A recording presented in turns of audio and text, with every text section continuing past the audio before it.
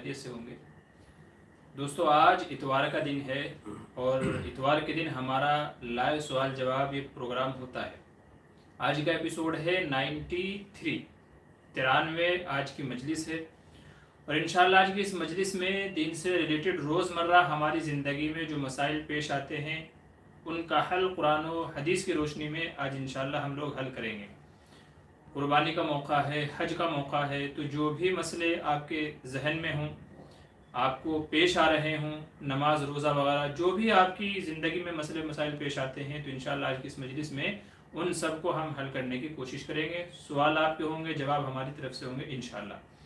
बहुत सारे हजरात की ख्वाहिश थी कि मेरे वालिद मोहतरम हज़रत अक़दस अलहाज क़ारी मोहम्मद हारून बदर साहब जब भी वो मुंबई तशरीफ़ लाएँ तो उनकी क़िराअत से हम अपनी मजलिस की शुरुआत करें। तो माशाअल्लाह इस बार वालिद साहब हमारे साथ में हैं और क़ुरबानी भी हमारे ही साथ में रहेगी। तो आप हजरात की ख्वाहिशों का एहतराम करते हुए वालिद साहब को आज हमने अपने प्रोग्राम में लाइव रखा है और हमारे इस मजलिस की जो शुरुआत होगी वो इंशाअल्लाह वालिद साहब की कुरान करीम की तिलावत से ही होगी। तो आप हजरात जो हैं ये तिलावत समाअत फरमाएँ और अगर पसंद आए तो दूसरे दोस्त अहबाब को भी शेयर फरमाएँ और ख़ास करके दुआ फरमाएँ कि अल्लाह ताला वालिद साहब की उम्र में बरकत दे, अच्छी सेहत दे, शिफा दे, आफ़ियत दे और अल्लाह ताला अपनी हिफाजत में रखे और खैर आफ़ियत से रखे। तो चलिए अपने इस प्रोग्राम की शुरुआत करते हैं। ज़्यादा देरी ना करते हुए मैं वालिद साहब से गुजारिश करूँगा कि हमारे आज के इस प्रोग्राम की शुरुआत कुरान करीम की तिलावत से फरमाएँ ताकि हमारी ये मजलिस बाबरकत मजलिस हो जाए और कुरान करीम के जो अनवार व बरक़ात हैं वो हम जो इस वक्त यहाँ मौजूद हैं उनको भी मुयस्सर हो, हासिल हों और आप हज़रात जो हमारे साथ लाइव में जुड़े हुए हैं ऑनलाइन उन सब को भी अल्लाह तबारक व तआला कुरान करीम के अनवार व बरक़ात से मामूर फरमाए। मैं वालिद साहब से गुजारिश करूँगा कि वो कुरान करीम की तिलावत से महफिल की शुरुआत फरमाएँ।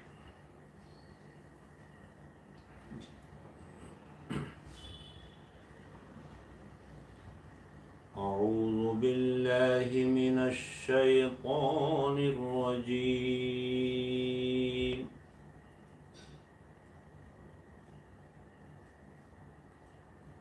बिस्मिल्लाहिर रहमानिर रहीम।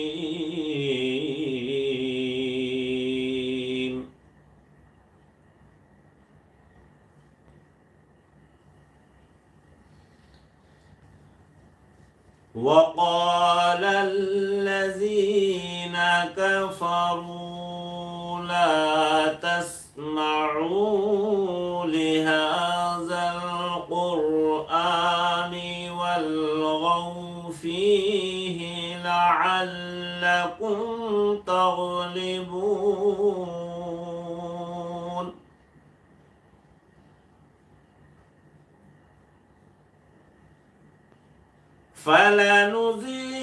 फलनुज़ीक़न्न الذين كفروا عذابا شديدا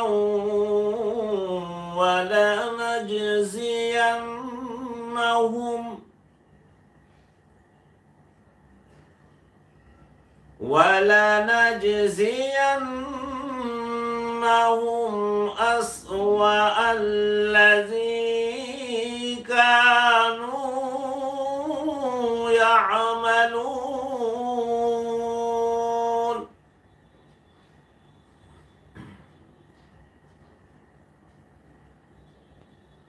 ذلك جزاء أعداء الله النار لهم فيها دار الخلد جزاء بما كانوا بآياتنا يجحدون سبحان الله.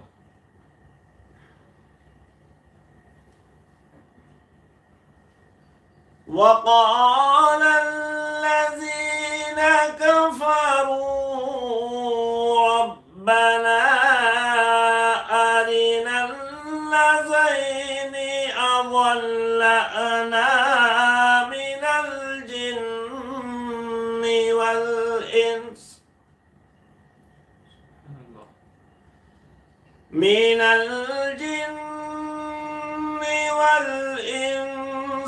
نجعلهما تحت أقدامنا ليكونا من الأسفلين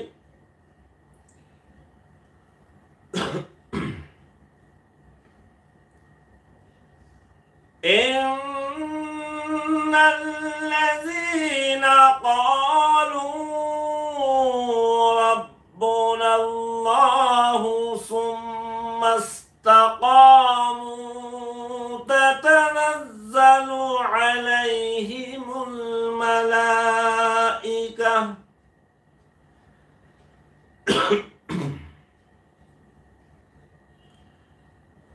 تتنزل عليهم الملائكة ألا تخافوا ولا تحزنوا ألا تخافوا ولا تحزنوا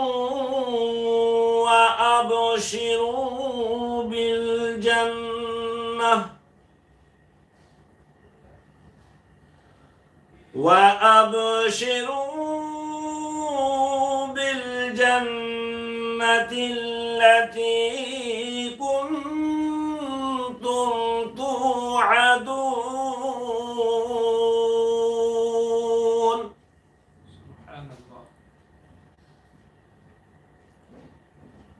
نحن أولياؤكم في الحياة الدنيا وفي الآخرة ولكم فيها ما تشتهي أنفسكم ولكم فيها ما تدعون نزلا من غفور رحيم. صدق الله العظيم.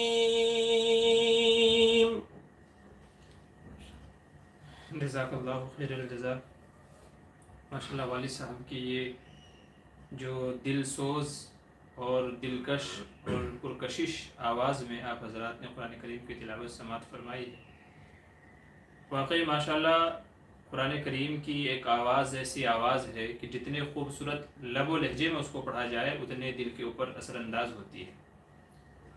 क़ारी अब्दुल बासित रहमतुल्लाह अलैह ने अपने किताब में लिखा है कि एक मौके पर मुझे एक बड़ी मजलिस के अंदर हाजिर करने का मुझे मौका मिला। मैं जब उस मजलिस में गया जिसमें दुनिया भर के मज़ाहिब के मानने वाले मौजूद थे, तो हर मज़हब वाले ने उसके जो मज़हब की मेन किताब थी, बुक थी, ये जो स्लोगन थे उससे महफिल को शुरू करने का हुक्म दिया। कहते हैं कि जब हमारी बारी आई, जो हम इस्लाम को प्रेजेंट करने के लिए, इस्लाम को पेश करने के लिए और हमको जो बुलाया गया था इस्लामी बातें रखने के लिए, तो मुझसे कहा गया कि जी आप भी कुछ पेश फरमाएं। तो मैंने कुरान करीम की तिलावत की, कुछ आयतें, कुरान करीम की कुछ आयतें मैंने तिलावत की। कहते हैं कि मजलिस के बाद में मैं तो पढ़ रहा था, लेकिन कुरान करीम की तिलावत मुकम्मल करने के बाद में मैंने देखा तो कोई बंदा ऐसा नहीं था कि जिसकी आंखें आंसुओं से तर ना हो। और सब ये कह रहे थे कि जी आखिर ये कौन सा कलाम है जो आपने पढ़ा है कि समझ में तो नहीं आया, लेकिन दिल पे ऐसा असर इसका हुआ है कि बेसाख्ता और बेइख्तियार हमारी आंखों से आंसू निकल आए। तो मैंने कहा कि ये कुरान करीम है जो हम मुसलमानों पर नाजिल हुआ है। अल्लाह तबारक व तआला की आखिरी नाजिल करदा ये किताब है और जिसमें पूरी इंसानियत के लिए दस्तूर है, कवानीन है, ज़िंदगी गुजारने के तरीके हैं, जो हमारा मोजिज़ा है। क़ारी अब्दुल बासित की जो आवाज़ है वो तो सुभान अल्लाह माशाअल्लाह। तो कहने का मतलब ये है कि वालिद साहब ने इस वक्त जो कुरान करीम की तिलावत की है, दिल की जो कैफियत थी वो बयान से बाहर है। माशाअल्लाह हज़रात ने भी सुनी होगी। दिल की एक अजीब ही कैफियत हो जाती है। कुरान करीम को जितने खूबसूरत लबो लहजे में पढ़ा जाए उतना ही दिल के ऊपर असरअंदाज होती है। और हदीस में भी इसका हुक्म है, ज़य्यिनुल कुरान बिअस्वातिकुम, के कुरान को मुज़य्यन करो अपनी आवाज़ से, यानी पुरकशिश बेहतरीन अंदाज में कुरान करीम की तिलावत किया करो। यही वजह है कि जब सरकार दो आलम सल्लल्लाहु अलैहि वसल्लम कुरान करीम की तिलावत फरमाते थे तो कुफ़ार भी कान लगा के सुना करते थे। एक तो हुजूर की आवाज़ इतनी बेहतरीन, फिर पढ़ने का लबो लहजा, और फिर कुरान करीम में जो सबक दिया गया है, समझाने की जो बातें उनसे कही गई हैं, वो तो अहले अरब थे, क्या पढ़ा जा रहा है, क्या मैसेज दिया जा रहा है, सब कुछ समझते थे वो तो खूबसूरत लबो लहजे में जब वो तिलावत होती थी तो कुफ़ार भी बेख्तियार सुनने पर मजबूर हो जाते थे। बल्कि ये अभी वालिद साहब ने जो कुरान करीम की आयत तिलावत की है, इसी में है वक़ालल्लज़ीना कफ़रू ला तस्मऊ लिहाज़ल कुरान, ये कुफ़ार दूसरों को कहते थे ला तस्मऊ लिहाज़ल कुरान, के ये कुरान ना सुनो, इसलिए कि अगर तुमने एक मरतबा ये कुरान सुन लिया तो तुम मुसलमान बन जाओगे, तुम अल्लाह वाले हो जाओगे, तुम इस्लाम ले आओगे। तो कुफ़ार अपने दूसरे काफिरों को मना किया करते थे दोस्तों से कि कुरान नहीं सुनना, क्योंकि जो कुरान सुनता है वो मोहम्मद का हो जाता है। वक़ालल्लज़ीना कफ़रू ला तस्मऊ लिहाज़ल कुरान वलगौ फीही, और जब हुजूर नमाजें पढ़ा करते थे, हरम में तिलावत किया करते थे, तो वो वावेला मचाते थे, हल्ला गुल्ला करते थे, आवाज़ें निकालते थे ताकि दूसरे लोग ये कुरान ना सुन सकें और उनके कानों में कुरान की आवाज़ ना पड़े और वो इस्लाम ना ले आए। तो कुरान करीम ऐसा मोजिज़ा है हमारा, ऐसी बाबरकत ये किताब है, दिलों पर असर होता है, और इसकी वजह से जिस मजलिस में ये पढ़ी जाए उसमें अनवार और खैर और बरक़ात के फ़ैसले होते हैं, अल्लाह तबारक व तआला की तरफ से दिलों के बदलने के फ़ैसले होते हैं। तो माशाल्लाह वही कैफियत पैदा हो रही थी, वालिद साहब कुरान करीम की तिलावत कर रहे थे और दिलों में वही रिक़्क़त क़ल्ब जिसे कहते हैं, दिल के अंदर नरमी पैदा हो रही थी, एक अजीब सी कैफियत पैदा हो रही थी। अल्लाह ताला वालिद का साया हमारे सर पर तादिर क़ायम रखे, सबके वालिदैन को अल्लाह तबारक व तआला अपनी हिफाजत में रखे, बिलखुसूस मेरे वालिदैन को। और एक और बात ये कि मेरे बड़े भाई मौलाना मसरूर अहमद और मेरी वालदा हज के लिए गई हुई हैं, तो आप हज़रात से गुजारिश है, न जाने किसकी दुआ कबूल हो जाए, कि न जाने कौन याद रखता है दुआओं में, मैं डूबता हूँ समंदर उछाल देता है, तो जाने किसकी दुआ लग जाए, तो दुआ करें कि खैर वाफिस से उनके हज के अरकान मुकम्मल हो जाएँ और खैर वाफिस से अल्लाह ताला उनको वापस अपने घर वालों में लेकर के आए, अहल वयाल में लेकर के आए। तो ये था आज का हमारी मजलिस की शुरुआत थी, वालिद साहब की कुरान मजीद की तिलावत से हमारी महफिल का आगाज़ हो गया है। तो चलिए जो हमारा असल मकसद है सवालों का जवाब इंशाअल्लाह वो हम शुरू कर लेते हैं और देख लेते हैं कि हमारे किस भाई ने क्या सवाल हमसे किए हैं। अच्छा, एक बात अर्ज़ कर दूं कि माशाल्लाह कई हज़रात ने अभी इसी दरमियान में कई सारे सवाल भेज दिए हैं, मैं इंशाअल्लाह सब के सवालों के जवाब दूंगा, आप हज़रात हमारे साथ में बने रहें। तरतीबवार जिसका जो सवाल है मैं इंशाअल्लाह सबके सवालों के जवाब देता रहूँगा। तो हो सकता है कि बहुत सारे हज़रात जो सवाल नहीं करते हैं लेकिन उनके भी जवाब कभी कभी आ जाते हैं, मैं पूछना चाहता हूँ लेकिन किसी और ने पूछ लिया तो उसका भी फ़ायदा हो जाता है बिना पूछे। तो आप हज़रात बने रहें साथ में, इंशाअल्लाह सबके सवालों के जवाब दूंगा। शुरू में एक मसला मैं अर्ज़ कर देता हूँ हैवी डिपॉजिट का। जैसे आपने हमारे उन्वान में देखा होगा, हेडिंग में आपने देखा होगा, जो आज की हेडिंग है, मेन जो हमारा हॉट टॉपिक मसला है वो है हैवी डिपॉजिट का। बड़े शहरों में हैवी डिपॉजिट की एक ये शक्लें इख्तियार की जाती हैं कि घरों को हैवी डिपॉजिट पे ले लिया जाता है। हैवी डिपॉजिट में क्या होता है कि एक बड़ी अमाउंट मकान मालिक को दी जाती है और वो रकम मालिक मकान को दे करके उसके बदले में फ्री में उसके घर में रहा जाता है, या फ्री में तो नहीं, मामूली सा किराया रख लिया जाता है, या तो मेंटेनेंस जो भी रूम का होता है 100, 200, 500, 1000, 2500 जो भी होता है तो वो मेंटेनेंस हम भर देंगे और बाकी सब रहना सहना फ्री होता है। तो ये बड़े शहरों में फ्लैट सिस्टम जहाँ पर है वहाँ पर ये ऐसा होता है, जहाँ पे घर वगैरह भी है तो उनमें भी ये होता है। तो सवाल ये है कि क्या हैवी डिपॉजिट पे घर लेना देना जायज़ है कि नाजायज़ है। बहुत सारे लोग यूँ समझते हैं कि जी ये कंडीशनेबल है, गरीब के लिए जायज़ है, अमीर के लिए जायज़ नहीं है। तो सही मसला क्या है, आज तक आवाम इसमें कंफ्यूज है कि जी हैवी डिपॉजिट पे घर लें या ना लें, सही बात क्या है, अगर ले सकते हैं तो कोई जायज़ शक्ल है या नहीं है, इंशाल्लाह मैं पूरा उसका खुलासा करूँगा। जवाब यह है कि हैवी डिपॉजिट पे घर लेना अलल इतलाक़ मुतलक़न जायज़ नहीं है। मुतलक़न हैवी डिपॉजिट पे घर लेना जायज़ नहीं है। जायज़ होने की इसकी एक शक्ल है, एक शक्ल ऐसी है जिसमें आप ये मामला कर सकते हैं। वो शक्ल क्या है वो इंशाल्लाह मैं आपको भी बताता हूँ। पहले आपको ये बता दूँ कि जायज़ क्यों नहीं है, ना अमीर के लिए है ना गरीब के लिए है। तो ये सोच गलत है कि गरीब के लिए जायज़ है, अमीर के लिए जायज़ नहीं है, ऐसा नहीं है। नाजायज़ है तो दोनों के लिए, ना अमीर के लिए ना गरीब के लिए। नाजायज़ होने की वजह क्या है कि हम जो ये रकम मोटी एक amount 10 lakh 15 lakh 20 lakh heavy deposit के नाम पे जो हम मालिक मकान को दे रहे हैं और उसके बदले में फ्री में उसके घर में रह रहे हैं। नंबर एक यह तो ये है कि ये आप बतौर कर्ज उसको दे रहे हैं, जो आप ये मोटी रकम दे रहे हैं क्यों दे रहे हैं, या तो बतौर कर्ज आप उसको दे रहे हैं। अगर आप कर्ज दे रहे हैं तो कर्ज के बदले में आप उसके मकान से फ़ायदा उठा रहे हैं कि फ्री में उसके घर में रह रहे हैं। और हदीस में कहा गया कुल्लु कर्जिन जर्रा नफ़अन फहुव हराम, हर ऐसा कर्ज के जिसके बदले में नफ़ा उठाया जाए तो वो हराम है। तो या तो आपने बतौर कर्ज दी है क्योंकि वो वापस लौटाएगा साल 2 साल में जब भी आप घर खाली करेंगे, तो कर्ज के बदले में नफ़ा उठाना हुआ जो कि हदीस की रूह से हराम है। या तो आप ये कह लीजिए कि ये रहन है।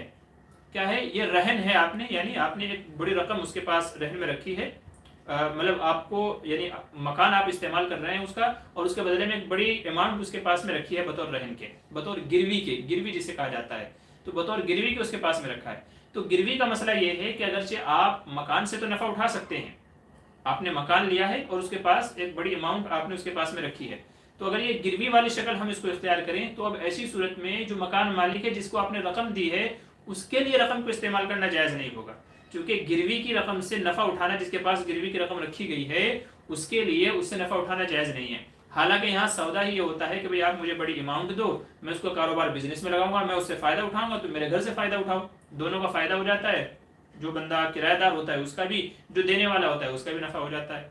तो या तो ये कर्ज है, कर्ज पे नफ़ा उठाना हराम है, या तो गिरवी है, आप मकान में तो रह सकते हैं लेकिन सामने वाले के लिए, मकान मालिक के लिए वो रकम इस्तेमाल करना जायज़ नहीं होगा। या तीसरी चीज़ ये हो सकता है कि आपने बतौर अमानत उनके पास में वो रकम रखी है, अगर बतौर अमानत रखी जाए तो भी मसला ये पैदा हो जाता है कि उसके लिए अमानत वाली रकम को इस्तेमाल करना जायज़ नहीं होगा। नीज़ मुतारफ किराए से कम किराए पर घर मकान में रहना आपके लिए जायज़ नहीं होगा। मिसाल के तौर पर जब एक इलाके में जो नॉर्मल घर लिए जाते हैं उसकी कीमत है 10,000 रुपये, लेकिन आप 10 लाख रुपए रकम दे करके आप 1,000 रुपये किराया भर रहे हो, तो मतलब ये है कि दाल में कुछ तो काला है, वो क्यों आपको इतना कम किराया करके देगा, हालांकि रकम तो आपने बतौर अमानत उसके पास में रखी है। इसलिए इसकी जो भी शक्लें हो सकती हैं, ये 3 शक्लें हो सकती हैं, कर्ज दिया है, गिरवी रखा है, या बतौर अमानत उसके पास रकम है। ये तीनों ही शक्लें ऐसी हैं कि जिनमें या तो आपके लिए घर को इस्तेमाल करना जायज़ नहीं होगा, या तो मकान मालिक के लिए वो रकम जो आपने दी है वो इस्तेमाल करनी जायज़ नहीं होगी। इसलिए उलमा फरमाते हैं कि हैवी डिपॉजिट की जो हमारे तैयार में ये शक्ल है ये जायज़ नहीं है, चूँकि शरई एतबार से इसमें यह खराबियाँ पाई जाती हैं। तो अमीर हो चाहे गरीब हो, दोनों के लिए मसला यही है कि इस वजह से जायज़ नहीं है। ये अलल इतलाक़ है, आप किसी भी दारुल इफ्ता में जाएँ, किसी भी मुफ्ती के पास जाएँ, वो आपको यही कहेगा कि भाई हैवी डिपॉजिट का मामला क्या नहीं है, जायज़ नहीं है, जायज़ नहीं है, ये आपको हर कोई बताएगा। अब इसमें चूँकि ये मामला बहुत ज़्यादा पेश आ रहे हैं, बहुत सारे लोग ऐसे होते हैं कि यार अगर मैं इतना किराया भरूंगा, अगर मैं इतना किराया दूंगा तो उससे अच्छा तो ये है कि 5 साल में मैं घर खरीद लूंगा। हमारी बिल्डिंग है, वहाँ पे 45-50 हज़ार रुपये महीने का किराया है, तो अगर एक बंदा 5 साल तक वहाँ पे रकम भरता है तो किसी गरीब इलाके में खुद का वो फ्लैट ले लेगा अपना 5-7-10 लाख में। तो इसलिए लोग परेशान हैं कि जी फिर करें तो क्या करें। अब ये सूरतें पेश भी आती हैं, बहुत सारे लोग नाजायज़ होने के बावजूद भी ये मामला करते हैं। तो ऐसी सूरत में जायज़ की कोई शक्ल है कि नहीं है? कोई शक्ल है जिस तरीके से हम हैवी डिपॉजिट करके कहते हैं ना कभी सांप भी मर जाए लाठी भी ना टूटे, तो क्या इसकी कोई शक्ल है या नहीं है? तो इसकी एक शक्ल है, इसकी एक शक्ल है जो मुफ्ती जुनैद अहमद साहब पालनपुरी दामत बरकातुहुम ने, उनका एक फतवा है लंबा, किसी को PDF में चाहिएगा इंशाल्लाह मैं उसको दे दूंगा, ठीक है। तो उन्होंने इसकी एक जायज़ शक्ल लिखी है, हैवी डिपॉजिट के मामले को जायज़ करने की जो एक शक्ल लिखी है बतौर हीले के, ताकि लोग हराम में ना पड़े, हराम में ना पड़े, बल्कि ये हराम से निकल करके हलाल की फहरिस्त में आ जाए। तो उसकी एक शक्ल लिखी है कि भाई हमारा मामला भी हो जाए, सामने वाला का भी फायदा हो जाए, हमारा भी फायदा हो जाए। तो हैवी डिपॉजिट के जायज़ की एक शक्ल लिखी है, वो शक्ल ये है जिससे आमतौर से लोग गाफिल होते हैं। वो शक्ल क्या है उसको अच्छे से समझ लीजिए। वो शक्ल ये है कि जब आप मकान मालिक से मुआहदा करें तो उससे मुआहदा ये करें कि भाई घर तो आपका है, लेकिन घर में रहने का हक 10 लाख में आप मुझे बेच दें, घर में रहने का हक 10 लाख में मुझे बेच दें।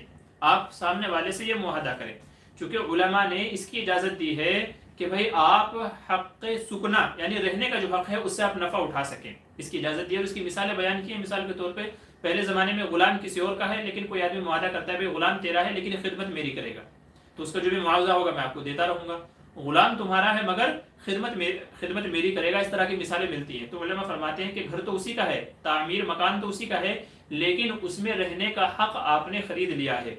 अब ऐसी सूरत में जब रहने का हक आपने खरीद लिया है तो वो 10 लाख की रकम उसकी हो गई और घर में रहने का हक आपका हो गया है। अब इस शक्ल में वो जो 10 लाख आपने उसको दे दिए वो उसके हो गए हैं, और ज़कात भी उसी के ऊपर आएगी, आपके ऊपर नहीं आएगी, क्योंकि वो आपकी मिल्क से निकल करके उसकी मिल्क में चले गए हैं। तो मकान का जो मालिक है जिसको आपने हैवी डिपॉजिट की रकम दी है, इस सूरत में ज़कात वो भरेगा, आप नहीं भरेंगे, क्योंकि अब रकम आपकी नहीं रही है, आपने उसके बदले में घर में रहने का हक खरीद लिया है। लेकिन चूंकि लोग इसके ऊपर राजी नहीं होंगे, लोग इसके ऊपर राजी नहीं होंगे कि यार 10 लाख दे के मैं ये हक खरीद लूँ, मुझे तो रकम वापस चाहिए। और जो मकान मालिक होता है वो भी, उसकी भी होती है कि मुझे कुछ वक्त के लिए इससे नफ़ा उठाना है, पैसों से नफ़ा उठाना है।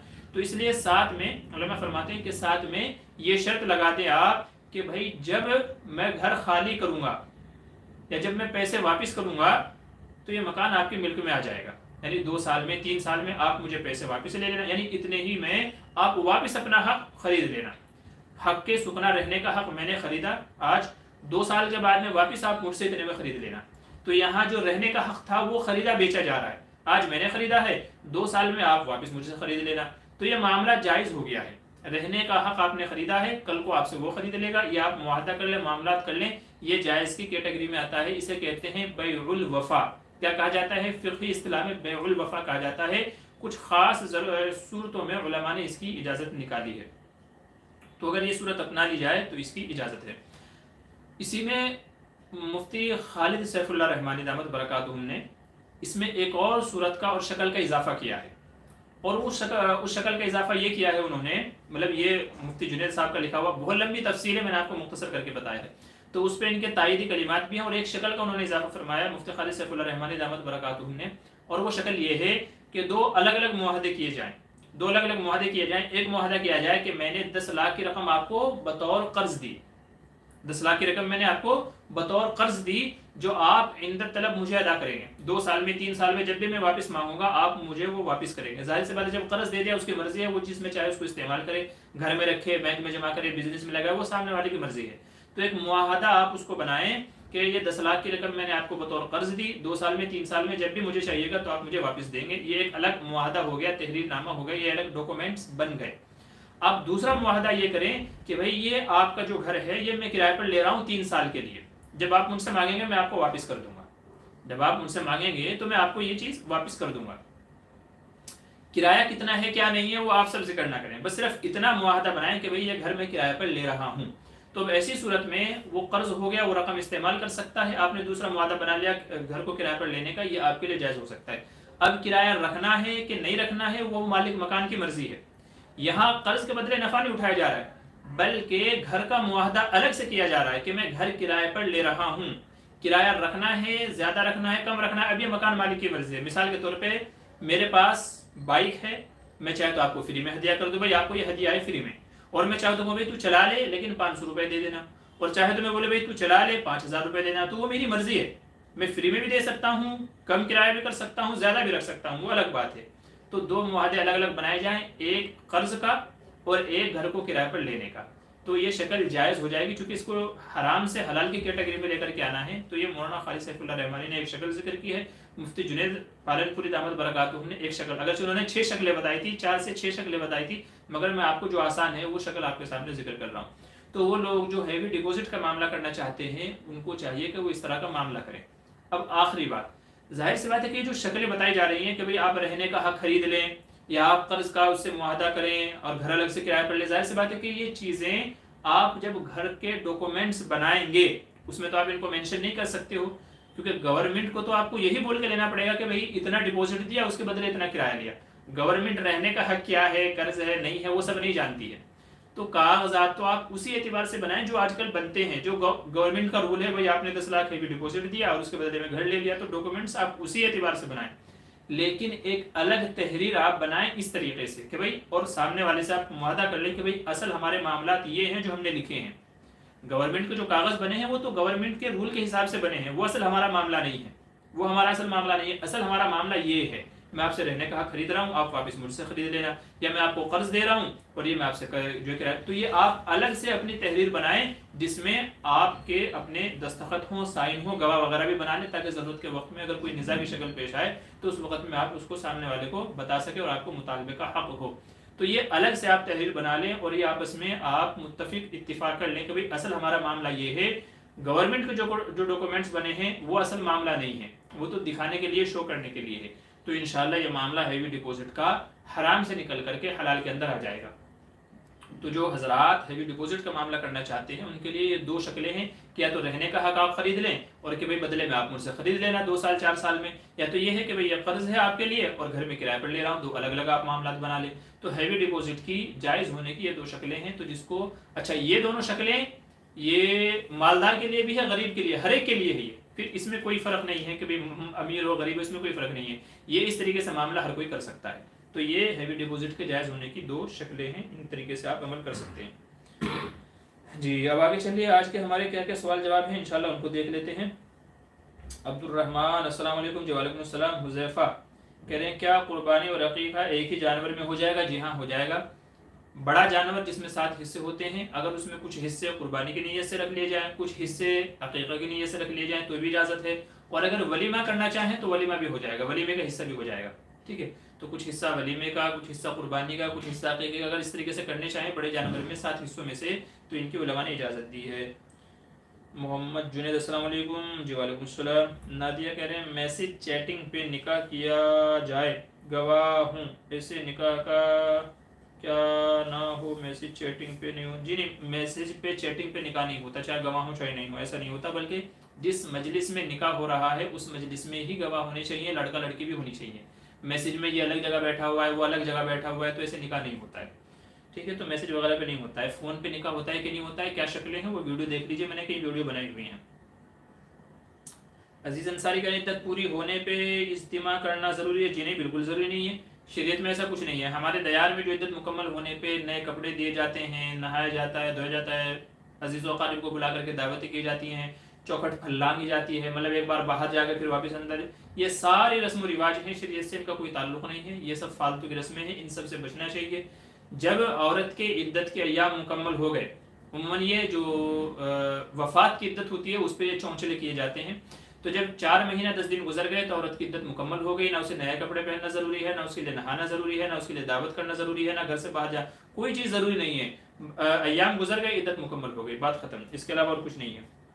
शमशाद फातिमा अस्सलाम वालेकुम। जी वालेकुम अस्सलाम। क्या कह रहे हैं ज़िल हज के दिनों में एक दिन बाद दूसरे दिन रोज़ा रख सकते हैं क्या? एक दिन बाद दूसरे दिन, देखिए 1 तारीख से लेकर के 9 ज़िल हज तक के आप रोज़ा रख सकते हैं। आप चाहे तो लगातार रख लें, चाहे एक दिन छोड़ के अल्टरनेट डे रख लें, आज रखा कल नहीं रखा, परसों रखा तरसों नहीं रखा, चरसों रखा, तो चाहे तो आप एक दिन छोड़ के रख लें, चाहे एक दिन रखा 2 दिन छोड़े फिर एक दिन रखा फिर 2, जिस तरह आपकी मर्जी है उस तरीके से रख सकते हैं। इसमें कोई कैद नहीं है, ऐसा रखना वैसा रखना, कुछ नहीं, जैसे आपको सहूलत हो उस तरीके से आप रोज़े रख सकते हैं। 2 या 4 रोज़े रख सकते हैं। जी हाँ, जितनी अल्लाह आपको हिम्मत दे वुसअत दे उतने आप रोज़े रख सकते हैं। ठीक है, खास एहतिमाम करें अरफा के दिन के रोज़े का, 9 ज़िलहज का। बशीर मेहर अस्सलाम वालेकुम मुफ्ती साहब, कैसे हो? जी वालेकुम अस्सलाम, अल्लाह का एहसान है। मुज़फ़्फ़र कह रहे हैं क्या कुर्बानी और अक़ीक़ा एक ही जान? जी हाँ कर सकते हैं, मैंने जवाब दे दिया है। मुफ्ती साहब आपके वहाँ इंटरनेट बंद हुआ था? जी नहीं, हमारे यहाँ तो इंटरनेट बंद नहीं हुआ था। मुंबई में उमूमन इंटरनेट बंद नहीं होता है, हमारे यहाँ अल्हम्दुलिल्लाह चलता ही रहता है। बशीर मेहर अल्लाह सलामत रखे आपके वालिद साहब को। जी शुक्रिया, जज़ाकल्लाह। वालिद साहब का नाम क्या है? जी क़ारी मोहम्मद हारून बदर साहब। हारून बदर मेरे वालिद साहब का नाम है, क़ारी मोहम्मद हारून बदर साहब। जी मोहम्मद हारून तयागी। अस्सलाम वालेकुम मुफ्ती साहब, खैरियत से हो? जी वालेकुम अस्सलाम, अल्लाह का एहसान है। शमशाद फातिमा वगैरह जुमे के दिन नफिल रोज़ा रख सकते हैं? जी हाँ वैसे तो रख सकते हैं, लेकिन ख़ास जुमे के दिन का ही रखना है, बस और दिनों में नहीं रखेंगे, इससे हदीस में मना किया गया है।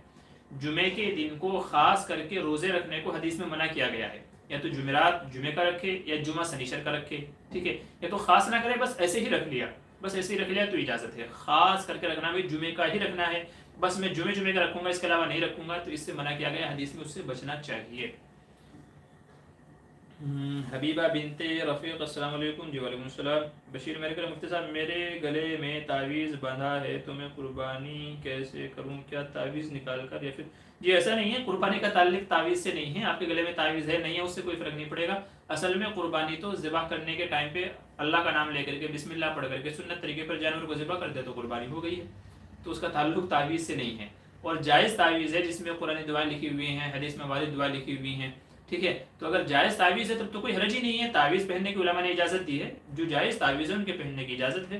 तो ऐसा नहीं है कि मुतलकन जैसा कि बाज़ लोगों ने फितना फैलाया हुआ है कि जी तावीज़ पहनना शिर्क है, ऐसा नहीं है। जो जायज़ है वो जायज़ है, साहबे कराम से साबित है तावीज़ पहनना, साहबा ने अपने बच्चों के गले में डाले हैं, तो इसीलिए आप तावीज़ पहन के कुर्बानी करें, नहाए धोएं, जहाँ जाना है हज करें, उम्र करें, जो करना है आपको करो, उससे क्या फ़र्क पड़ता है। साहिब आलम कह रहे हैं, बड़े जानवर में गरीब को निकालने से क्या कुर्बानी नहीं होगी? गरीब को निकालने से क्या क्या मतलब है?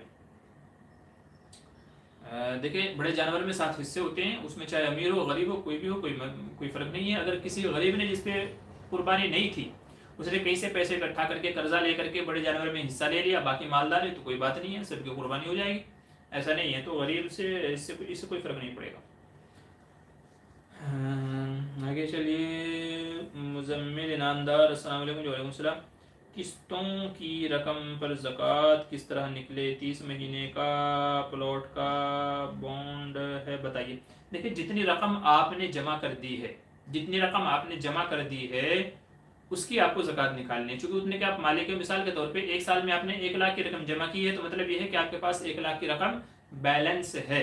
तो जितनी रकम आपने, जितनी किस्तें आपने जमा कर दी है उनकी निकालनी है, और जो किस्तें अभी तक जमा नहीं की हैं उनकी नहीं निकालनी है। फॉर एग्जांपल के किस्तें आपको टोटल 30 लाख भरना है, किस्तों में आपको 30 लाख भरना है, तो 30 लाख आपको नहीं देना है। जितना आपने जमा किया है सिर्फ आपने को उतना देना है, चूंकि उतने के ही आप मालिक हैं। जो अभी तक आपके पास है ही नहीं, जमा किया ही नहीं, उसकी आपको नहीं देनी है। आगे चलिए। एम अलमास कह रहे हैं, कुर्बानी ना करना क्या बहुत बड़ा गुनाह है? कर्ज लेकर कुर्बानी करना सही है? जी, 2 मसले अलग अलग हैं। नंबर 1, कुर्बानी ना करना बहुत बड़ा गुनाह है क्या? देखिए, जिसके जिम्मे कुर्बानी लाजिम है, जिसके ऊपर कुर्बानी वाजिब है, यानी मालदार है, साहिब निसाब है, तो उसके ऊपर कुर्बानी करना जरूरी है। वो अगर नहीं करेगा तो गुनहगार होगा, और जब तक के कुर्बानी ना कर ले या कुर्बानी का अय्याम गुजरने के बाद में एक बड़ा जानवर सदका ना कर दे, तब तक वो बरी जिम्मा नहीं होगा, बराबर गुनहगार होता रहेगा, बराबर गुनहगार होता रहेगा। हदीस में नबी करीम सल्लल्लाहु अलैहि वसल्लम के इरशाद है, मन वजद साअतन लिअन युज़हिया, कि जिसके अंदर इस्तिताअत है, जिसके पास इतना रुपया पैसा है, माल है, जो कुर्बानी कर सकता है, फलम युज़हि, फिर भी उसने कुर्बानी नहीं की, फला यक़रिबन्ना मुसल्लाना, तो वह हमारी ईदगाह के करीब ना आए। ऐसे शख्स को ईद की नमाज पढ़ने से भी हदीस में मना कर दिया गया है। तो उलमा फरमाते हैं कि जिसके जिम्मे कुर्बानी लाजिम है, अल्लाह ने नवाजा है, फिर भी वो कंजूसी करते हुए कुर्बानी ना करे, तो जाहिर सी बात, उससे बड़ा महरूम कौन होगा, उससे बड़ा गुनहगार कौन होगा। जबकि कुर्बानी करने का सवाब बयान किया गया है कि कुर्बानी के जानवर का खून जमीन पे गिरने से पहले अल्लाह की बारगाह में कबूल हो जाता है, और जानवर पे जितने बाल होते हैं उन बालों की तादाद के बराबर अल्लाह ताला उसको नेक अजर सवाब अता फरमाते हैं। तो इतने बड़े बड़े फजाइल हैं, फिर भी कोई कुर्बानी ना करे, तो बताइए महरूमी और बदकिस्मती में क्या शक हो सकता है? तो जिसके जिम्मे, अच्छा जी जी,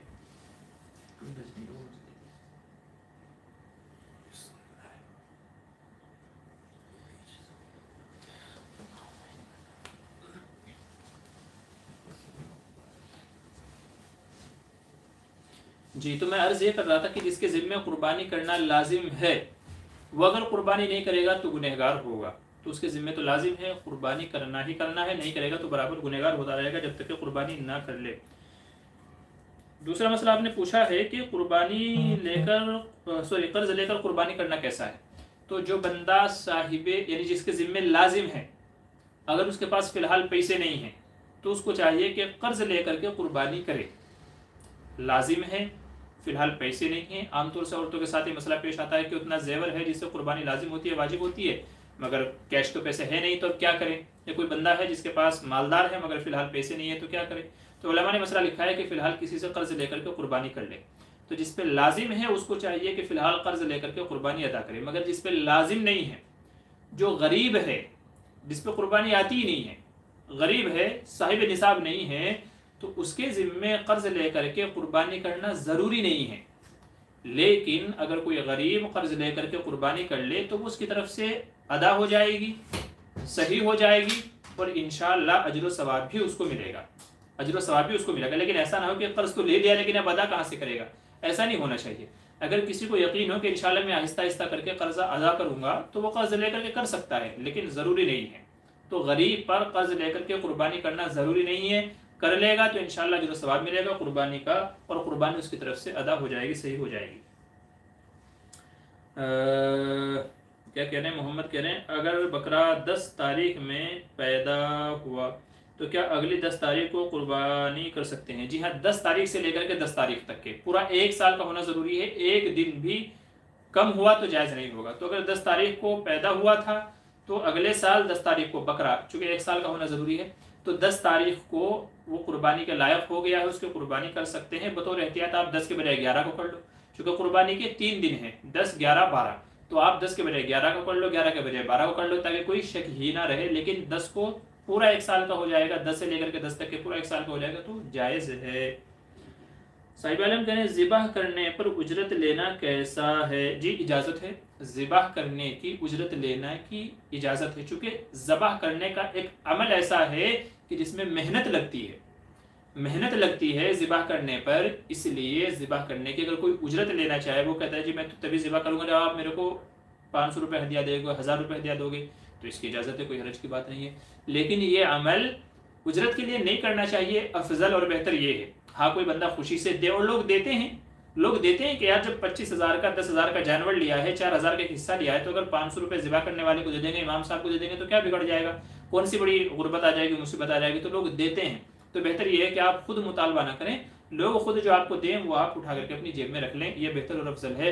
लेकिन अगर कोई बोले मुतय्यन कर ले भाई जानवर को ज़िबा करने का 500 रुपये लूंगा, तो उलमा फरमाते हैं इसकी इजाज़त है, चूँकि उसकी मेहनत लग रही है, वो छुरी चलाएगा, गर्दन काटेगा, ठीक है, शरीय तरीके से उसको हलाल करेगा, तो चूँकि उसकी मेहनत लग रही है, तो वो जो मुआवजा ले रहा है, उजरत ले रहा है, अपनी मेहनत की ले रहा है, तो ज़िबा करने की उजरत लेना जायज़ है। मोहम्मद कह रहे हैं, एक साहब बोल रहे हैं ऊँट में 10 लोग शरीक हो सकते? जी नहीं, 10 शरीक नहीं हो सकते हैं।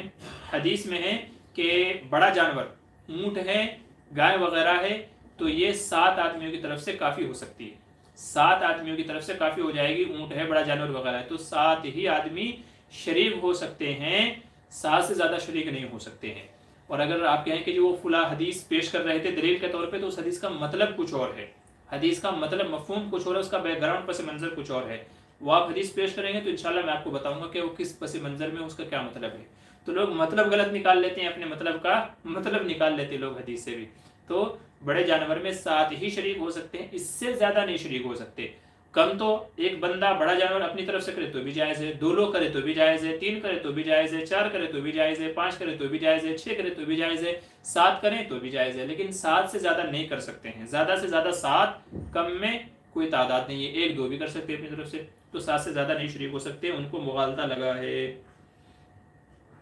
साहिब आलम कहें, मैंने सुना है कुर्बानी का जानवर कुर्बानी करने वाले को पुलसिरात पार कराएगा। जी हाँ, ये हदीस में है, नबी करीम सल्लल्लाहु अलैहि वसल्लम ने इरशाद फरमाया कि कुर्बानी का जानवर क़यामत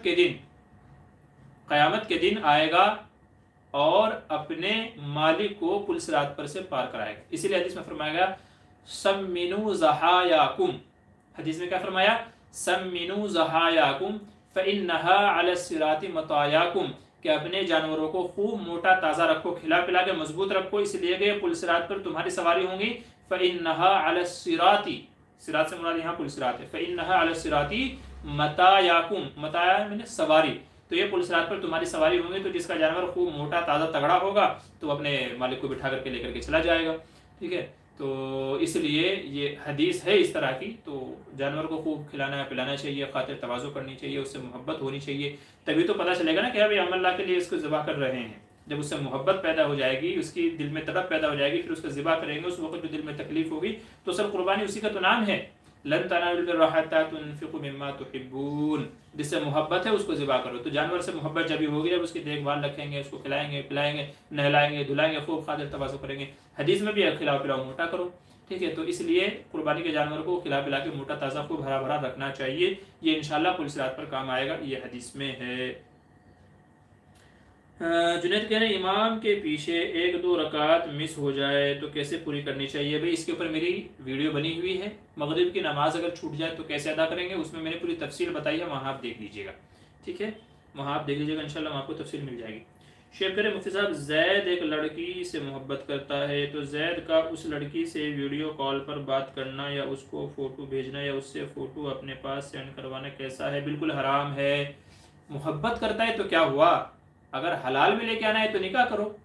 मोहब्बत अगर मैं ऐसे बोलने लगूँ तो फिर तो बेहयाई का बेशर्मी का बाजार गर्म हो जाएगा, है, फिर तो हर दूसरा बंदा जो है ना इसके अंदर हराम के अंदर मुब्तला हो जाएगा। तो जब तक कि निकाह नहीं होता तब तक के भले ही मंगनी भी हो गई हो, जब तक कि निकाह नहीं हो जाता, फ़ोन कॉल पे बात करना, वीडियो कॉल पे बात करना, कहीं और मिलना मुलाकात करना, फ़ोटो मांगना मंगवाना, ये सारी चीज़ें हराम हैं। मोहब्बत का मतलब हराम की इजाज़त नहीं है, मोहब्बत का मतलब हराम की इजाज़त नहीं है। जब तक कि निकाह नहीं हुआ है वो अजनबी है, अजनबी से बात करना, फ़ोटो मांगना, वीडियो कॉल में बात करना, ये सारी चीज़ें क्या हैं, हराम हैं। इतनी ही मोहब्बत है तो निकाह क्यों नहीं कर लेते, निकाह कर लो, घर उसके घर पे रिश्ता भेजो, निकाह करो, फिर जो मर्जी आया करना है करो। हाँ, फिर फुट मांगने की ज़रूरत भी नहीं पड़ेगी, सामने बिठा के देखते रहना घंटों घंटों।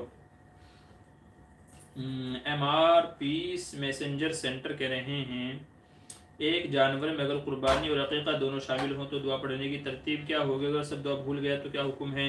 देखिए, अगर गलती से जानवर को ज़िबा करने का भूल गया, जानवर को ज़िबा करने के वक्त बिस्मिल्लाह अगर भूल गया है, गलती से भूला है, जानबूझ के नहीं छोड़ी है, गलती से भूला है, उलमा फरमाते हैं जानवर हलाल शुमार होगा, जानवर हलाल शुमार होगा अगर गलती से बिस्मिल्लाह पढ़नी भूल जाए तो। जानबूझ के छोड़ी है तो फिर जानवर हलाल नहीं होगा, क्योंकि हलाल करते हुए बिस्मिल्लाह पढ़ना ज़रूरी है। तो अगर जानबूझ करके छोड़ा हलाल नहीं होगा, गलती से बिस्मिल्लाह पढ़ना भूल गया है, जानवर हलाल है। और अगर दुआ पढ़ रहा है तो क्या दुआ पढ़े, तो जो कुर्बानी की दुआ है वही पढ़ेगा, बिस्मिल्लाहि अल्लाहु अकबर, बिस्मिल्लाहि अल्लाहु अकबर, यही पढ़ करके ज़बा करेंगे। भले ही आपने उस जानवर में अक़ीक़े का भी हिस्सा रखा हो और आपने कुर्बानी का भी हिस्सा रखा हो, ठीक है। तो बिस्मिल्लाहि अल्लाहु अकबर कह करके ज़बा करेंगे। ज़बा करने के बाद में आपको दो दुआएं पढ़नी है, एक दुआ कुर्बानी की, एक दुआ अक़ीक़े की। ये बेहतर है, मुस्तहब है। अगर आप नहीं पढ़ेंगे तो कोई हर्ज की बात नहीं है, क्योंकि दिल में नीयत है, अल्लाह ताला नीयतों को जानते हैं, नीयतों के मुताबिक फ़ैसले फरमा देंगे। लेकिन ज़बह के बाद में आप दुआ पढ़ ले दो तो बेहतर है, या कुर्बानी के अक़ीक़े की। कुर्बानी की दुआ तो वही है, अल्लाहुम्मा तक़ब्बल मिन्नी कमा तक़ब्बलत मिन हबीबिका मुहम्मदिन व खलीलिका इब्राहीम अलैहिस्सलाम। तो ये तो कुर्बानी की दुआ है, आप इसको पढ़ लीजिए। और अक़ीक़ा की जो दुआ है कि अल्लाहुम्मा हाज़िही अक़ीक़तु मिन्नी, या अल्लाह इसमें अक़ीक़ा मेरी तरफ से भी है, और अगर किसी और की तरफ से है तो उसका नाम ले लें, अल्लाहुम्मा हाज़िही अक़ीक़तु फ़ुला इब्न फ़ुला, जिसका भी नाम होगा तो उसका नाम ले लीजिए। तो जो अक़ीक़े की दुआ है, ज़बा करते हुए बिस्मिल्लाह पढ़ेंगे, बिस्मिल्लाह के बाद में ज़बा के बाद की भी दुआ पढ़ लें, अक़ीक़े के बाद की भी दुआ पढ़ लें, दोनों काम हो जाएंगे। ये तरतीब है, दोनों काम हो जाएंगे, दोनों मसले आसान हो जाएंगे। और अगर आप दोनों में से कोई भी ना पढ़े, बस बिस्मिल्लाह पढ़ करके आपने ज़बा कर दिया, नीयत आपके दिल में थी भी कुर्बानी का भी अक़ीक़े का भी, तो भी आपकी तरफ से जानवर ज़बा हो गया, दोनों हिस्से उसके अंदर हो गए हैं, कोई हरज की बात नहीं है, कोई मुज़ायक़ा नहीं है। जमील अहमद जी, अच्छा जी, ठीक है। साहिब आलम कह रहे हैं कुर्बानी के जानवर को सोशल मीडिया पर वीडियो बनाकर डालना कैसा है। भाई हालात हज़रा के एतबार से बिल्कुल मुनासिब नहीं है, बिल्कुल भी मुनासिब नहीं है। आप इस वक्त जानवर को ज़बह करके अगर वीडियो बना लेंगे उसके कई नुकसान होंगे। नंबर 1 नुकसान तो ये होगा कि वो लोग जिनके खोखले दावे होते हैं कि जानवरों पर जुल्म हो रहा है, जानवरों पे जुल्म हो रहा है, उनको आप एक सबूत फराहम कर रहे हैं कि देखो जी कैसे जानवर को मार रहे हैं, काट रहे हैं, कैसे उसके ऊपर जुल्म कर रहे हैं। तो नंबर 1 तो मसला उसका ये निकलेगा कि आपके ऊपर एतराज़ात की बौछार होने लगेगी, भरमार होने लगे, देखो जी जानवर को तड़प रहा है, उसको दर्द हो रहा है, कैसे जालिम लोग हैं, जानवर को ज़बह कर रहे हैं, उसको दर्द दे रहे हैं, तकलीफ पहुँचा रहे हैं, तो उनको बोलने का मौका मिलेगा। तो आपको ये मौका नहीं देना है, इसीलिए सोशल मीडिया पर वीडियो बना करके नहीं डालनी है। दूसरा क्या होगा, वीडियो आप बना करके डाली आपने आज, लेकिन 2 महीने में, 6 महीने में बाद में उसी वीडियो को गलत तरीके से पेश करके आपके ऊपर इल्ज़ाम लगाए जा सकते हैं, आपको फंसाया जा सकता है, आपको फंसाया जा सकता है उस वीडियो को दलील बना के। हालांकि वो डाली गई थी वो टाइम पे, वो डाली गई थी वो टाइम पे, लेकिन बाद में फंसाने के लिए तो आपके लिए मसला टेढ़ा हो जाएगा, ठीक है। तो ये आपके गले की रस्सी और फंसी क्या कहते हैं सांप, ये फंदा बन सकता है आपके लिए, तो इसलिए वीडियो ना डालें, ये दूसरी वजह हो गई है। और तीसरी वजह ये है कि अगर आप ये कुर्बानी के वक्त की वीडियो डालेंगे तो इससे कुछ लोग हैं जिनके दिलों में दहशत और डर पैदा हो जाएगी और एक नफ़रत का माहौल पैदा हो जाएगा, ठीक है। क्योंकि हमारे बारे में दहशतगर्द, टेररिस्ट, जालिम, इस तरह की चीज़ें पहले ही फैली हुई हैं, मीडिया ने फैलाई हुई हैं, तो पहले से ही हमको बदनाम करने में कोई कसर नहीं छोड़ी हुई है। तो अगर आप इस तरह की चीज़ें डालेंगे, खून में भंडे हुए कपड़े हैं, जगह जगह आपके जिस्म पे खून लगा हुआ है, धब्बे लगे हुए हैं, तो हो सकता है कोई फोटो कल को गलत तरीके से बना के पेश कर दिया, इसने किसी का मर्डर किया है, देखो खून लगा हुआ है, ठीक है। नीज़ आपने जानवरों को मारा है तो आप आदमी को भी मार सकते हैं। तो एक जो हमारे दूसरे बिरादरान वतन हैं तो उनको गलत मैसेज जाएगा, और बजाय इसके कि वो आपसे प्यार मोहब्बत करें, वो उल्टा आपके खिलाफ हो सकते हैं डर के मारे। बहुत सारे लोग डर में भी आपकी मुखालफत करने लग जाते हैं, ठीक है। तो तीसरा उसका नुकसान ये होगा कि जिनसे आपको प्यार मोहब्बत बढ़ाना है, मेल मिलाप जिनसे आपको या जिनको अपने से करीब करना है, उनके दिलों में डर बैठ जाएगा और वो आपसे और दूर होते चले जाएंगे बजाय नज़दीक होने के। नतीजा ये होगा मुल्क का माहौल ख़राब होगा, बदअमनी फैलेगी और प्यार मोहब्बत दिलों से ख़त्म हो जाएगा। तो ये 3 बड़ी वजह हैं जिनकी वजह से मैं गुजारिश कर रहा हूँ कि सोशल मीडिया पे बिल्कुल भी कुर्बानी की फ़ोटो, जानवर की, ज़िबा की, खून की, इसकी उसकी बिल्कुल भी वीडियो शेयर ना करें, ना कोई फ़ोटो डालें। आप अल्लाह की रज़ा के लिए कर रहे हैं। चौथी चीज़ एक और इसमें शामिल कर देता हूँ कि ये अल्लाह की रज़ा के ख़िलाफ़ है। इससे रियाकारी, शोहरत का शुबा होता है कि देखो ये डाल रहे हैं, ये रियाकारी हो रही है, ये शोहरत हो रही है, दिखलावा हो रहा है। और जाहिर सी बात है कि अगर जानवर में रियाकारी, शोहरत का ज़रा सा भी शायबा पाया गया, आपकी सारी कुर्बानी बर्बाद, सारी कुर्बानी ज़ाय, कोई सवाब नहीं है आपके ऊपर, आपको कोई सवाब नहीं मिलेगा। तो इसलिए ताकि शोहरत का शुबा भी ना हो, रियाकारी, दिखलावे का ज़रा भी शुबा ना हो, इसलिए और ख़ास आपको इसका एहतमाम करना है कि फ़ोटोज़, वीडियोज़ वगैरह सोशल मीडिया पर वायरल नहीं करने हैं, नहीं आपको डालने हैं। अल्लाह की रज़ा के लिए कर रहे हैं, अल्लाह की रज़ा के लिए इत्मीनान से, चुपचाप से आप अपनी कुर्बानी कर लें। अल्लाह को राज़ी करना है तो आपको तो कोशिश और फिक्र ये करनी है कि कैसे ये अल्लाह की बारगाह में कबूल हो जाए, ना ये कि कैसे सोशल मीडिया पर डाल दूँ वीडियो और फ़ोटो बना करके। हर मरतबा, हर साल समझाया जाता है, मगर पता नहीं क्या लोगों के दिलों में है कि समझने को तैयारी नहीं है। हालांकि ये 4 बड़े बड़े नुकसानात हैं इसके। तो इसलिए अल्लाह के वास्ते मेरे आप लोगों से गुजारिश है कि इस तरह के गलत काम ना करें जिससे गलत मैसेज जाता है, जो आगे चल के आपके लिए तकलीफ़ के लिए बायस बन सकता है, किसी दूसरे की तकलीफ़ का बायस बन सकता है। तो इन तमाम चीज़ों से आप बचें और इन तमाम चीज़ों से आप एहतियात करें। क्या कह रहे हैं, यूनाइटेड फॉर जस्टिस कह रहे हैं एक्स मुस्लिम का क्या इलाज है। यानी जो पहले मुसलमान था अब गैर मुस्लिम हो गया है, इस्लाम से फिर गया है, शरीयत की इस्तिलाह में तो उसको मुर्तद कहा जाता है, शरीयत की इस्तिलाह में उसको मुर्तद कहा जाता है। और शरीयत में मुर्तद की एक अलग सज़ा है, शरीयत की इस्तिलाह में मुर्तद की अलग सज़ा है। जो इस्लामी ममालिक हैं तो काजी का ज़िम्मे है कि उसको समझाए बुझाए, काजी के ज़िम्मे है कि अगर कोई इस्लाम से फिर गया है उसको बुलाए, उसको समझाए, उसके क्या डाउट हैं, क्या उसके शुबहात हैं, उनको दूर करने की कोशिश करे। फिर भी अगर वो ना माने, फिर भी अगर ना माने तो खसकम जहाँ पाक कर दिया जाए। ठीक है, आप समझ गए हैं, बहुत समझदार आप हैं माशाल्लाह। ठीक, हमारे इस दयार में, हमारे ज़माने में, ये जो ममालिक ऐसे हैं जहाँ पे इस्लामी हुकूमत नहीं है, वहाँ पे क्या किया जाए तो उसको प्यार मोहब्बत से समझाया जाए, उसके डाउट क्लियर किए जाएँ, उसको माली मदद की ज़रूरत है, उसका माली ताउन किया जाए, आखिर पता किया जाए भाई क्यों वो इस्लाम से फिर गया है, तो उसके ऊपर मेहनतें की जाएँ और उसको वापस इस्लाम में लाने की फ़िक्र की जाए। ये उन ममालिक में है कि जहाँ इस्लामी हुकूमत नहीं है तो समझाने बुझाने से ही काम करना चाहिए। जी, मोहम्मद शेख कह रहे हैं मुफ्ती साहब, अगर हम किसी के कुर्बानी के जानवर को ज़िबा करते हैं तो उसमें जिन लोगों के हिस्से हैं उन सब का नाम लेना ज़रूरी है ज़िबा करने के बाद? जी नहीं, सब का नाम लेना ज़रूरी नहीं है, बल्कि किसी का भी नाम लेना ज़रूरी नहीं है, किसी का भी नाम लेना ज़रूरी नहीं है। आपने बिस्मिल्लाह पढ़ करके जानवर को ज़िबा कर दिया तो उन सब की तरफ से काफ़ी हो गया। सोचने की बात है, अगर आप पूछें भाई किसका जानवर ज़िबा कर रहे हो, तो आपके दिल में तो है ना कि भाई फुला फुला फुला फुला फुला हिस्सेदार है, उनकी तरफ से है। तो जब दिल में है, अल्लाह दिलों को जानता है, नाम लेने की ज़रूरत नहीं है। नाम ले लेंगे तो अच्छी बात है। अल्लाहुम्मा तक़ब्बल, जैसे आपने ज़िबा कर दिया है, ज़िबा करने के बाद में आप दुआ पढ़ेंगे, अल्लाहुम्मा तक़ब्बल मिन ज़ैद व खालिद व इरफान व हबीब व शमीम। ठीक है, तो जो 7 हिस्सेदार हैं, 7 के नाम ले लें, किसी एक की तरफ से तो एक का नाम ले लें। तो अगर नाम ले लेते हैं तो बहुत अच्छी बात है, लेकिन नाम लेना ज़रूरी है ऐसा नहीं है। तो बिना नाम लिए सिर्फ अल्लाह अकबर कह करके आपने जानवर ज़िबा कर दिया, जानवर ज़िबा हो गया। जी बिल्कुल सही कहा मुफ्ती साहब। आयशा खानम, जी शुक्रिया। MR पीस मैसेंजर सेंटर कह रहे हैं एक शोहर का बीवी पर और बीवी का शोहर पर क्या हक़ है? जी, इसके ताल्लुक से मेरे जुम्मे के बयानात हैं, आप वो वहाँ देख लीजिएगा। ठीक है, वहाँ इंशाल्लाह आपको मिल जाएंगे। ठीक है, तो जो मेरे जुम्मे के बयानात हैं इंशाल्लाह वहाँ बीवी के क्या हुकूक है शोहर पर, उनका भी तफसील से जिक्र है, और शोहर के क्या हुकूक है बीवी के ऊपर, उनका भी तफसील से जिक्र है। अच्छा चलिए, अभी के लिए मुझे इजाज़त दीजिए, ये हमारा प्रोग्राम मुकम्मल हो गया है आज का। ठीक है, तो चूँकि असल में थोड़ा जल्दी मुझे प्रोग्राम मुकम्मल करना पड़ रहा है, चूँकि फ़ोन में बैटरी नहीं है, मेरे ख्याल से 5% बैटरी रह गई है, उसका मैसेज मुझे आ गया है, तो फ़ोन कभी भी बंद हो सकता है।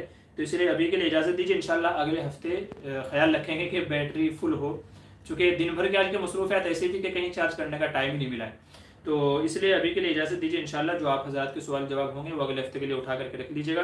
तब तक के लिए इजाज़त दीजिए। एक आध मसला मुझे और बताना था मगर वक्त अभी इजाज़त नहीं देगा, तो इसलिए अभी के लिए इजाज़त चाहता हूँ फ़ोन की वजह से। इंशाल्लाह फिर मुलाकात होगी, हयात बाकी मुलाकात बाकी, इंशाल्लाह और सवाल जवाब होते रहेंगे। किसी को कोई अर्जेंट मसला पूछना हो तो कॉल कर ले, या तो जो हमारा लेटेस्ट वीडियो अपलोड होता है उसके कमेंट में छोड़ दे, इंशाल्लाह हम कमेंट में उसका जवाब दे देंगे। तो अभी के लिए इजाज़त दीजिए। जाते जाते आपसे गुजारिश कर दूं कि डिस्क्रिप्शन में लिंक दिया हुआ है, हमारा दूसरा चैनल है मुफ्ती बदर मोटिवेशनल स्पीकर, मुफ्ती बदर मोटिवेशनल स्पीकर, जिसपे हमारे शॉर्ट वीडियो अपलोड होते हैं। तो आपसे गुजारिश है कि उसको सब्सक्राइब फरमा लीजिए। अल्लाह आपको रज़ाए खैर दे। इजाज़त दीजिए। मैं आपका छोटा भाई, आपका मेज़बान मोहम्मद मामूर बदर, और आपका इस्तकबाल है हमारे यूट्यूब चैनल मुफ्ती बदर ऑफिशियल पर। अपने दोस्त अहबाब को शेयर करें, चैनल को सब्सक्राइब करवाएं और दीनी मसाइल उन तक पहुँचाएँ। अल्लाह आपको सदक़ा जारिया में आपका नाम शामिल फरमाए और यह बतौर आपके सदक़ा जारिया आपके नाम अमाल में ज़ख़ीरा हो जाए। तो अभी के लिए इजाज़त दीजिए। फ़क़त वस्सलाम, अल्लाह हाफ़िज़, शब बख़ैर, अस्सलामु अलैकुम व रहमतुल्लाहि व बरकातुहू।